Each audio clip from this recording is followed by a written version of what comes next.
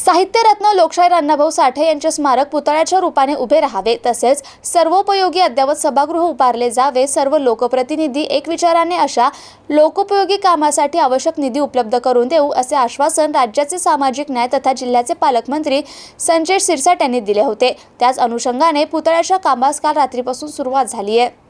साहित्यरत्न लोकशाहीर अण्णाभाऊ साठे यांचा पूर्णाकृती पुतळा आणि परिसर सुशोभीकरण या कामाच्या पुतळ्याचं सुशोभीकरण आणि परिसराचा विकास ही मागणी गेल्या अनेक वर्षांपासून प्रलंबित होती, ती आता पूर्णत्वास येते।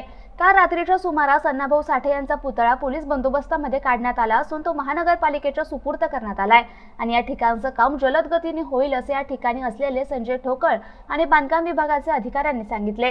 रत्न अण्णाभाऊ साठे यांच्या पुतळ्याचं आता येरकर साहेब BIDCचे आमच्या शिरचौक पोलीस स्टेशनचे परदेशी मॅडम यांच्या माध्यमातून आणि यांच्या उपस्थितीमध्ये आज अण्णाभाऊ साठे यांच्या विधिवत पूजा करून पुतळा काढण्यात आलेला आहे। तर आता या पुतळ्याला निधी एकनाथ शिंदे साहेब हे मुख्यमंत्री असताना आणि सचिवान भुमरे साहेब, संजूभाऊ सिरसाट आणि अतुल सावे साहेब आणि प्रतीक केशव साहेब यांच्या सहकार्याने याला 2 कोटी निधी देण्यात आलेला होता।